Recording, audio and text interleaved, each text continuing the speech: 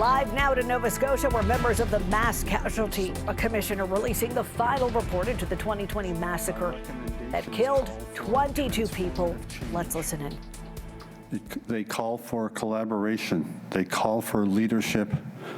They call for you to champion these recommendations so that our communities in Nova Scotia and Canada will be safer. Today we are here to share our final report with you so that together all Canadians can continue the work of making our communities safer for everyone. Bienvenue tout le monde.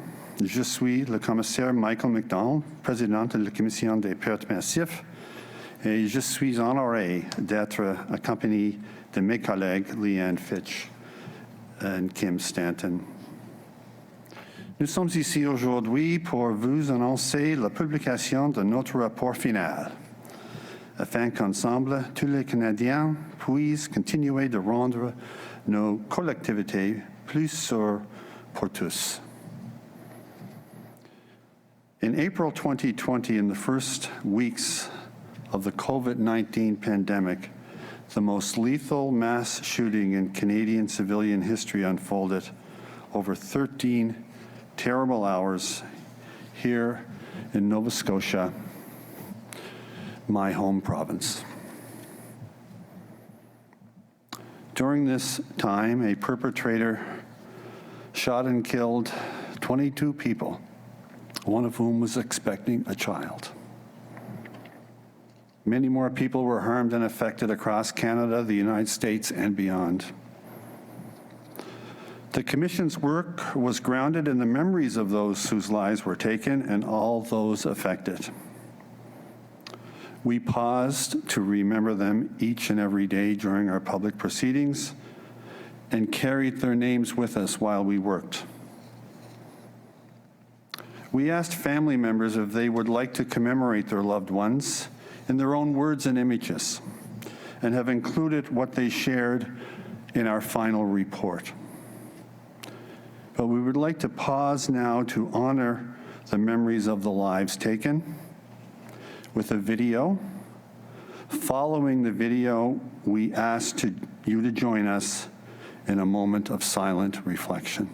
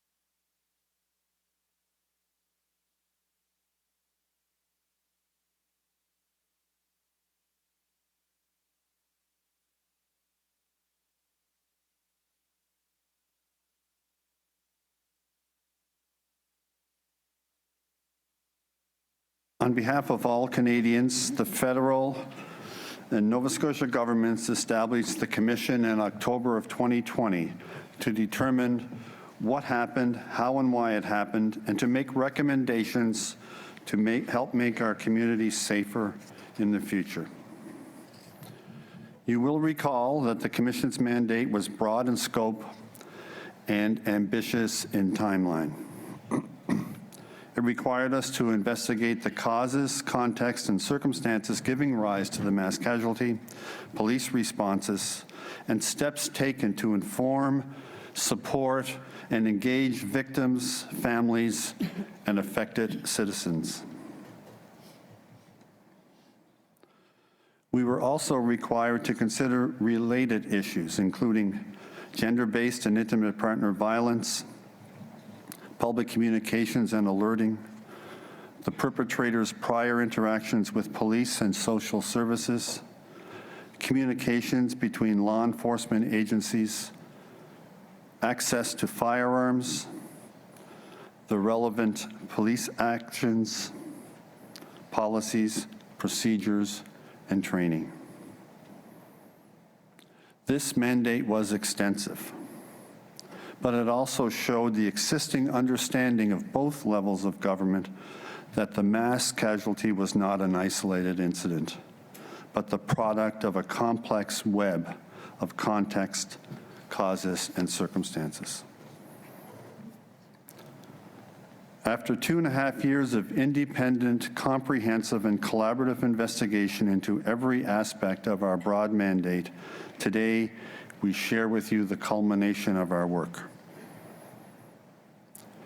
Turning the Tide Together, the final report of the Mass Casualty Commission, provides a thorough account of what happened and the causes, context, and circumstances that gave rise to the mass casualty.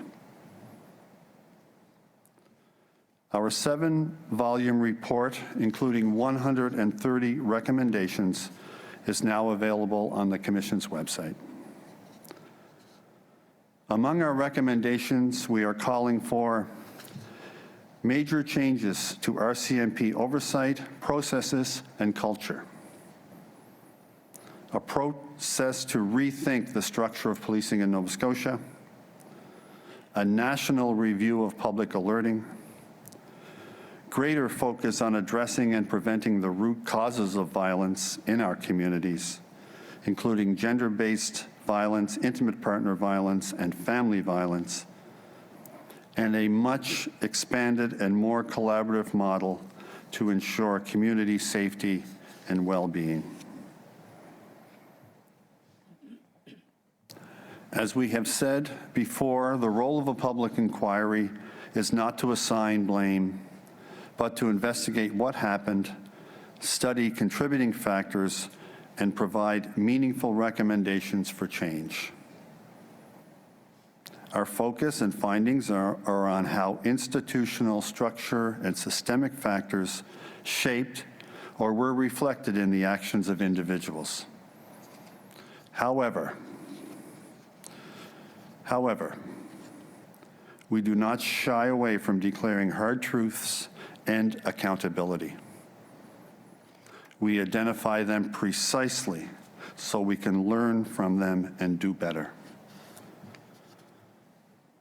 Our findings and recommendations relate specifically to the critical incident response by police and the role of public safety partners, health and victim service providers, and communities. Crucially, we consider the broader root causes of violence, how such violence can be prevented, and how we can all help to improve community safety and well-being. We have called this report Turning the Tide Together because we know that it will take all of us across our country, working together to tackle the significant challenges to turn the tide on underlying causes of violence in our communities. Ce rapport, Redresser la barre ensemble, demande que nous travaillions tous ensemble pour relever les défis et les causes fondamentales de la challenges violence and fundamental causes of violence in our communities. Commissioner Stanton will now share more structure of our final report. Thank you. Good afternoon, everyone. Bonjour à tous. Wilasi. The report is a culmination of everything we've heard and learned, and builds on information and insights gathered from multiple sources and many people.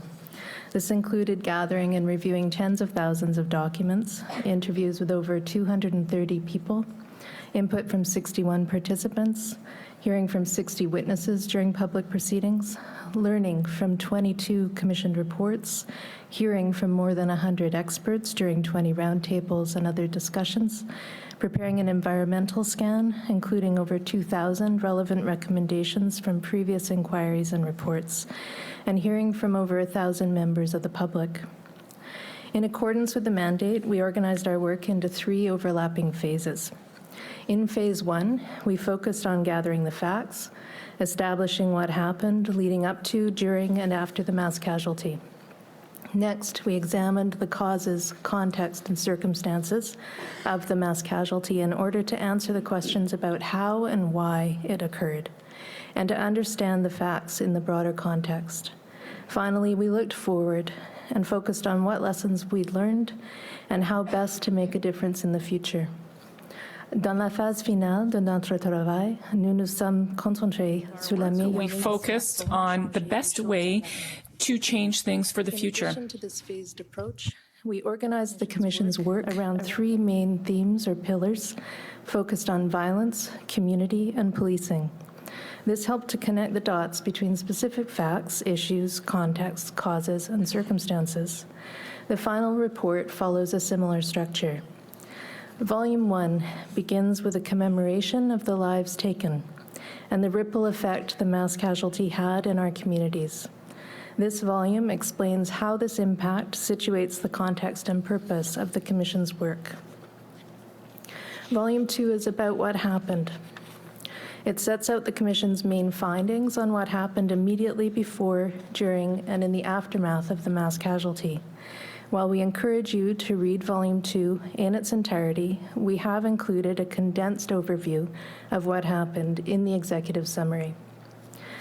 Establishing what happened and providing as much clarity as possible about the timing of how the mass casualty unfolded was very important to us and to many of you here. In addition to Volume 2, an interactive timeline is available on the Commission's website, along with an instructional video and guidance. Having set out what happened in Volume 2, we use those main findings in subsequent volumes as we focus on how and why things happened as they did. Volume 3 shines a light on the root causes of violence in our communities and how they can be prevented.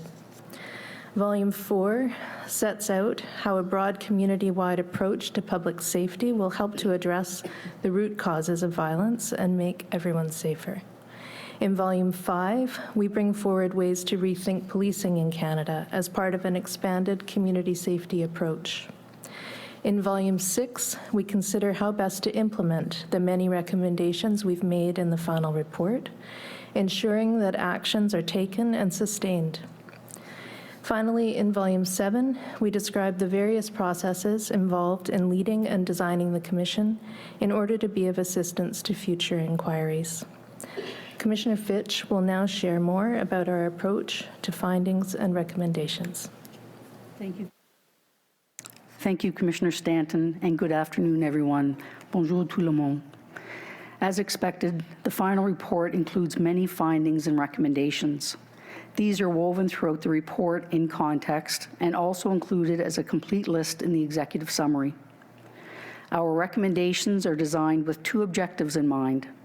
1, how can we prevent violence from happening in the first place?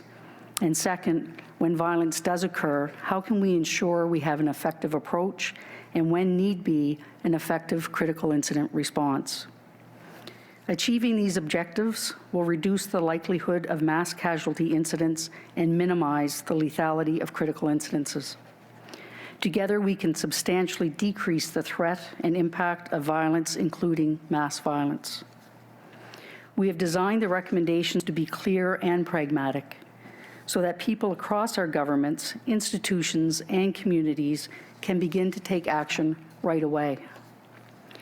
Nous avons conçu les recommandations pour qu'elles soient claires et Recommendations so that they are clear and pragmatic, and such that their conclusions can be implemented immediately. While we cannot cover all findings and recommendations with you in detail today, we would like to share more on how we have thoroughly responded to every aspect of our mandate, highlighting some of our main findings, lessons learned, and recommendations. First, as you know, we needed to investigate what happened, including how the RCMP and other police forces responded and the steps taken to inform, support, and engage victims, families, and affected citizens. Volume 2 focuses on what happened and contains the Commission's main findings in 2 key areas: how the mass casualty unfolded, and the institutional and systemic failures in the response, including missed opportunities to prevent violence.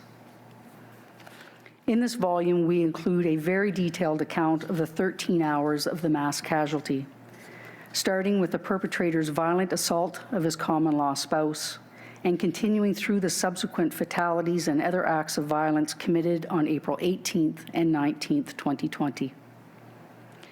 Our investigation made clear that there were many warning signs of the perpetrator's violence and missed opportunities to intervene in the years prior to the mass casualty. Next, we focus on the gaps and errors in the critical incident response to the mass casualty as it unfolded. While we acknowledge and commend the individual actions and courage of many first responders, the overarching approach and response by the RCMP as an institution had many shortcomings. This must be addressed, and responses must be improved. It is also important to note that community members played a critical role in responding to the mass casualty, often putting themselves in harm's way to help others. However, the information they shared concerning the perpetrator was often not properly recorded, shared, or acted upon by the RCMP. There were failures in communications with the public during and in the aftermath of the mass casualty. These must be addressed. That is why in the final report, we call for a national review and redesign of the public alert system. In addition to learning what happened, we were also directed to examine a number of related issues in our mandate. Many of these related issues focus on relevant policing structures and processes. This is why policing has been a pillar in our overarching work and the focus of Volume 5. In Volume 5, we share specific steps that the RCMP, municipal police, and other public safety partners can take to improve critical incident preparedness, planning, and response. These changes will help better protect Canadians and community members and the police officers who step up to respond to critical incidents in the future. We set out principles of effective critical incident response based on preparedness, the uncertainty, community engagement, working together across agencies, and learning from experience. Next, we determined that the future of the RCMP and of provincial policing requires focused reevaluation. There is a need to rethink the role of police in a wider ecosystem of public safety.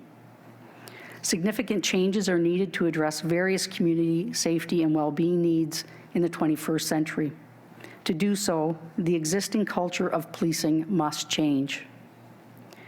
To ensure greater transparency and public accountability, we have recommended a range of measures. These include amending the RCMP Act to clarify the relationship between the RCMP Commissioner and the Federal Minister of Public Safety. We recommend clarifying the role of the RCMP Management Advisory Board. The bodies that hold police agencies accountable also need to be properly resourced. we recommend strengthening the role of the Civilian Review and Complaints Commission. We also call on the RCMP to adopt a more strategic and coordinated approach to contract policing and core policing functions. For Nova Scotia in particular, we call for a community-wide process to discuss and decide the future structure of policing services in this province. A culture of interoperability between emergency responders and other community safety agencies is required. This includes improved information sharing between all concerned. In addition, we established that everyday policing practices, including decision-making, note-taking, and supervision, must be improved. This is important given all the ways that daily decision-making determines which crimes and which social problems come to broader official attention and how effectively social and criminal problems are countered.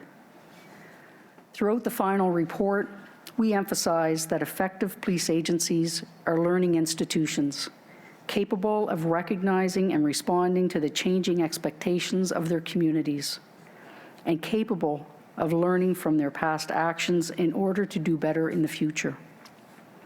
To do so, a culture of learning and accountability within the RCMP and all police services is required. Term-limited training must be replaced with ongoing police education. To that end, there must be a complete overhaul of police education in Canada, followed by recruiting officers suitable for modernized policing. Such transformation is essential to improve all aspects of the RCMP's future work and that of other agencies. We also identify the need to make sure police understand the importance of securing the safety of all those who experience and are at greater risk of violence. This will entail a much greater focus on violence prevention and better ways to collaborate with other services. Most importantly, the RCMP must finally undergo fundamental change that previous reports have called for. Canadian society is at a critical juncture with respect to the future of policing. The road forward must include a reckoning with the unfulfilled promises of community policing and a commitment for community safety and well-being for everyone in the future. La société canadienne se trouve à un moment critique. Society finds itself at a critical moment when it comes to the future of policing services. We must address the ways to meet these policing issues. Recommendations concerning violence. Thank you, Commissioner Fitch. Consistent with the related issues in our mandate, in Volume 3 of our final report, we focus on violence, and in particular, how it is critically important that we address the root causes of violence. One question we considered is whether mass casualties can be predicted. We concluded that rather than prediction, the focus has to be on prevention and effective intervention. While no person or institution could have predicted the perpetrator's specific actions on April 18th and 19th, 2020, his pattern and escalation of violence could have and should have been addressed. Many red flags about his violent and illegal behavior were known by a broad range of people and have been brought to the attention of police and others over a number of years. The perpetrator was raised in a violent home and became a violent man. We explore how his violent, intimidating, and coercive behavior extended ever outward to his intimate partners, to his relatives, to his friends, to his neighbors, to his business associates, and to his patients, to vulnerable and marginalized people, and even to individuals in positions of power and control, such as police officers. Mass casualties are rare, but women, children, and other marginalized people in communities experience violence every day. perceptions of where the real danger lies is largely misconceived. Our society ignores the hard truth of the normalcy of violence between intimate partners and within families, and the ways in which this violence spills out and escalates to affect other people too. Gender-based violence is also widespread and underreported in Canada. For far too long, our society has misperceived mass violence as our greatest threat without considering its relationship to our other more pervasive forms of violence. We do so at the expense of public safety. We do so at the expense of community well-being. We do so at our collective peril. The evidence shows clearly that those who perpetrate mass casualties often have an unaddressed history of gender-based intimate partner or family violence. Les faits montrent clairement que ceux qui commettent des actes d'une telle violence that committing acts of such violence often have a history of domestic violence among intimate partners or gender-based violence. Many mass casualties begin with an act of such violence. That was the case here in Nova Scotia in April of 2020, and that was the case last fall in September of 2022 in Saskatchewan. Throughout our work, as we have learned how the perpetrator targeted members of marginalized communities in Nova Scotia, we realized that it provided but one example of the ways in which historic patterns of violence are sustained and amplified. The inescapable conclusion is that ensuring the safety and security of everyone will assist in minimizing the risks of mass casualties. La conclusion incontournable est que le fait d'assurer la sécurité de tous nous aidera ensuring the security of everyone will minimize the risk of massive losses. Members of our community from childhood onward will contribute to making our communities safer for everyone. In addition, regulations regarding access to firearms, ammunition, and police paraphernalia must also be strengthened and enforced. We make a series of recommendations to this effect, including that the federal government engage with communities to ensure firearms regulations are enforced in a consistent and effective manner. Commissioner Stanton will now talk more about community safety and implementation. Thank you. Our mandate required us to investigate and consider many things, including community supports, social services, and mental health services, and to give particular consideration to groups that may have been differentially affected by the mass casualty. Having discussed the need to improve policing in Canada and the importance of addressing the root causes of violence in our communities, we turn to the role of communities in general and rural communities in particular. In Volume 4 of the final report, we set out why we must invest in a public safety system that is about more than police services, where multiple partners work together every day with substantial community engagement. Community safety planning needs to take into account social development, prevention, early intervention, and critical incident response. We find that the social determinants of health, including equality, access to housing, health and social services, adequate income, and education, are also the social determinants of community safety and well-being. It follows that a public health-based approach to community safety is the best model for the future. This means community safety planning should address 4 areas: social development, prevention, early intervention, and critical incident response. It means public policy and funding should put crime prevention on an equal footing with enforcement of the criminal law. It means the focus of policing should be, how do we prevent further violence? This in turn requires seeing support services in the community as full partners in community safety who will assist and respond when community members need help or in crisis. Community safety and well-being are not just about policing.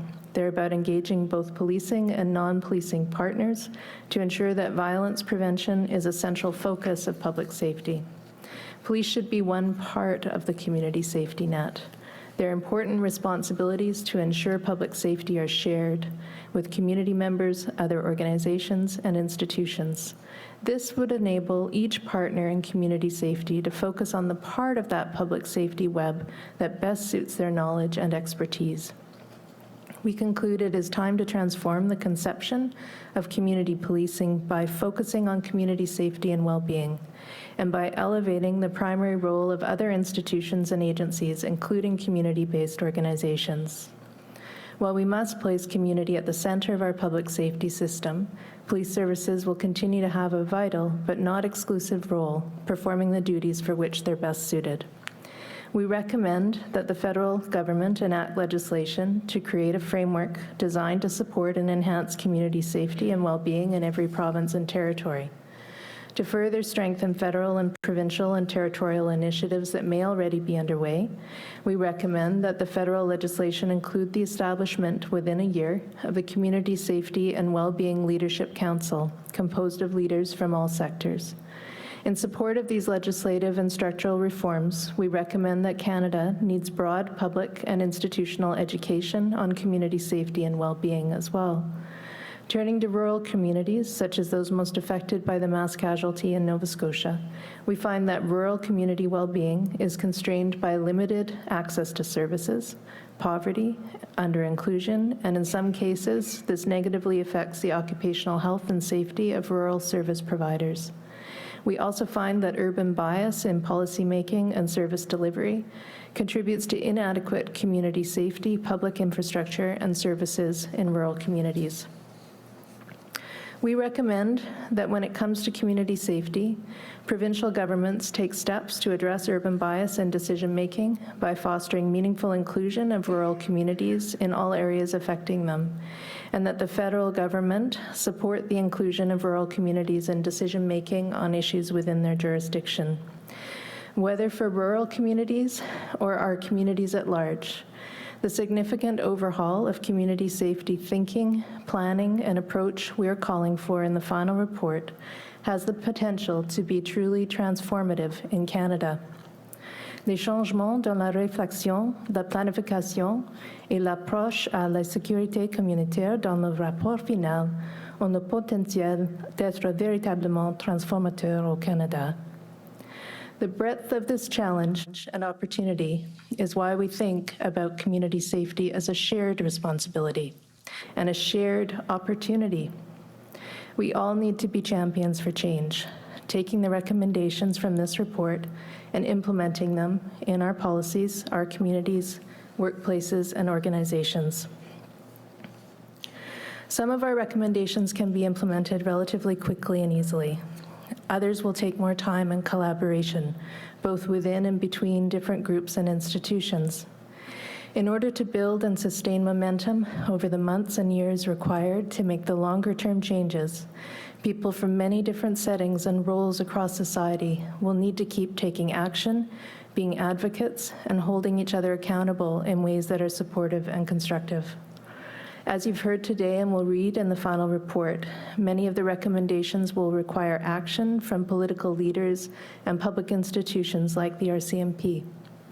To help ensure accountability and progress, we're calling for the federal and Nova Scotia governments to jointly form an implementation and mutual accountability body that will include representatives from government, the RCMP, municipal police, those most affected, and key communities. This body will be responsible for creating an implementation plan and providing regular updates to government and to the public. This recommendation is included in Volume 6 of the final report, in which we also consider next steps and actions that individuals and groups in our communities can take to realize our shared goal of making the places we live safer for everyone.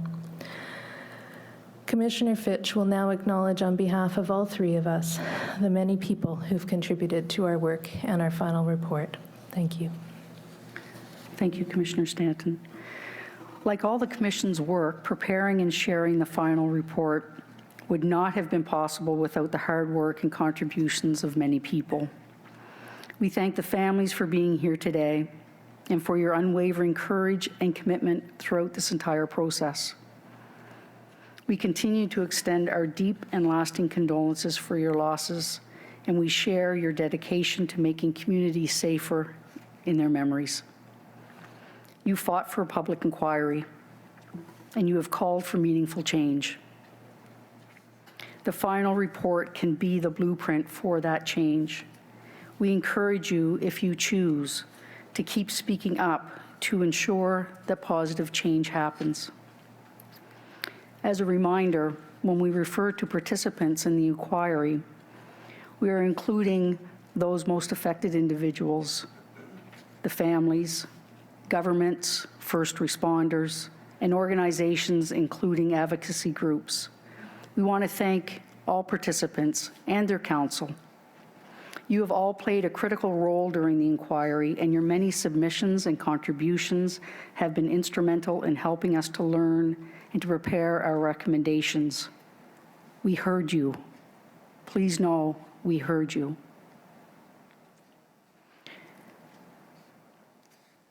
Now the final report is ready. Please continue to be champions of implementation. We also thank the many other people who have contributed to this work, including emergency responders, witnesses, roundtable members, commissioned report authors, community organizations, the media, service providers, members of the public, and every member of our commission team. The quality and breadth of the final report reflects all your incredible contributions over the last 2.5 years. We could not have done it without all of you. Now that the final report is here, we call on you to continue stepping up so that the great harm caused by the mass casualty can be transformed into great hope and great good for our communities in the future. Commissioner MacDonald will provide some concluding remarks as our Commission's chair. Commissioner MacDonald. Thank you, Commissioner Fitch, and thank you, Commissioner Stanton. It's been truly an honor to serve with each one of you, and I know you feel the same. To all of you joining us today and to all Canadians, we are pleased to share the Mass Casualty Commission's final report.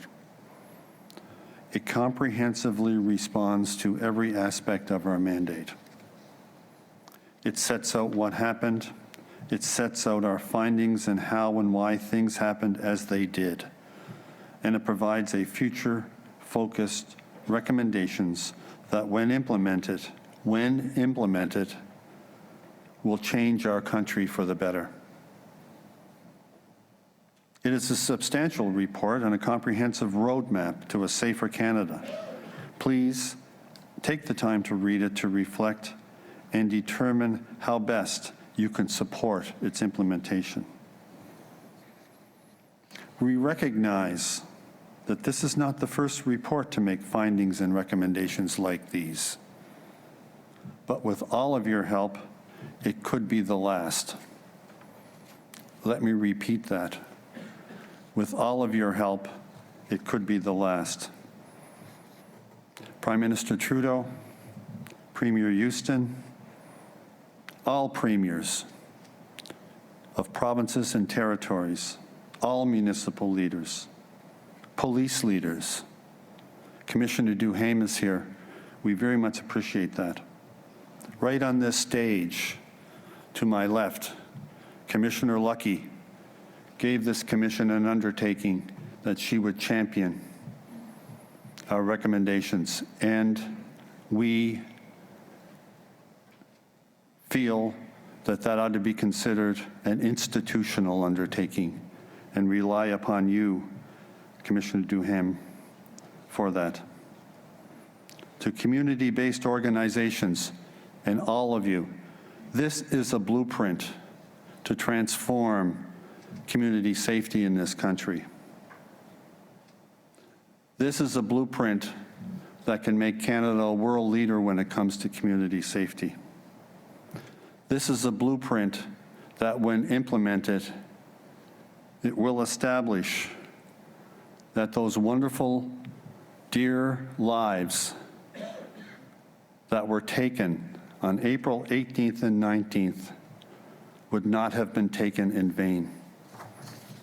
Those lives cannot have been taken in vain. That cannot happen. Future acts of violence are preventable if we have the will to do what is necessary. Ce n'est pas le premier rapport à faire ses conclusions et ses recommandations, mais avec votre aide, ça pourrait être le dernier.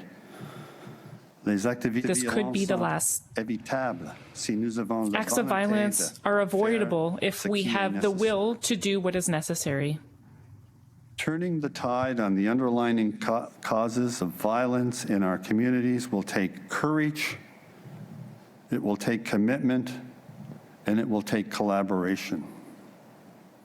It will take the courage to admit that we face a set of interconnected and complex challenges, which means we must resist the default to simple answers and impulsive responses that have failed us all too often in the past. As a country, we need the commitment to keep going month after month, year after year, making steady improvements and sustained efforts to shift entrenched values, fix broken systems, and make violence prevention our guiding star. Most important of all, it will take collaboration from all Canadians, including leaders, policymakers, first responders, service providers, public institutions, community groups, and members of the public. So we are relying on the various offices, the Prime Minister's office, the Premier's office, all levels of government, police leaders, all police leaders, chiefs and leaders, relying on you to do right by all those whose lives were taken and to do right by all those who remain suffering in heartache. Surtout, il faudra la coopération de tous les Canadiens, faisant de la prévention de la violence notre Canadians principe directeur. to make the eradication of violence our guiding principle. Meaningful, practical, and sustainable recommendations for the future. Now we call on you to implement them and make our communities safer for everyone. We all have a lot of work to do. It's time to act. Thank you. Merci. Namoltis.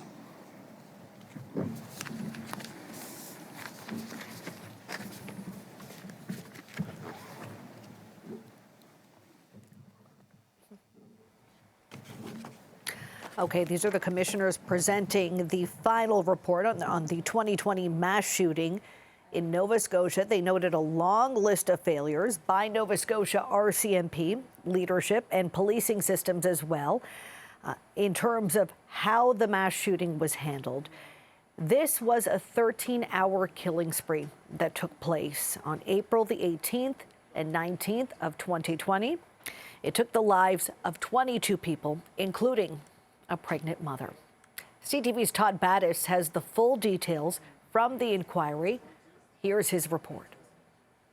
There are 3,000 pages of findings and recommendations documenting the confusion and chaos over the 13 hours a gunman was loose in central Nova Scotia.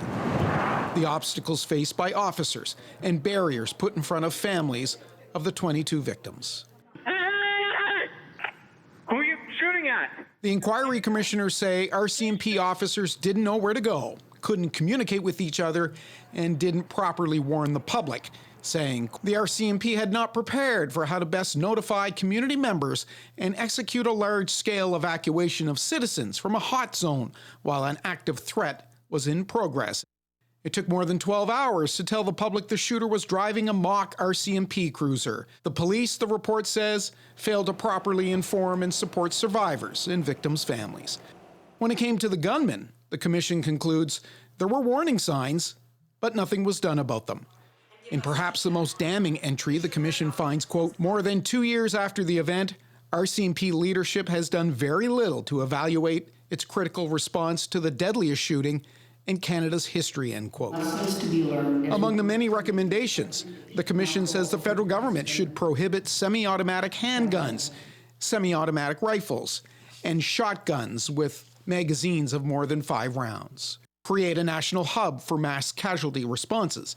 It calls on Nova Scotia to maintain adequate policing services. For the National Police Force, it urges the RCMP to adopt a policy of admitting mistakes and publicize important information immediately. It's a massive report that could take days, even weeks, to pour through. And acting on the recommendations in it, that could take even longer. Todd Battis, CTV News, Halifax.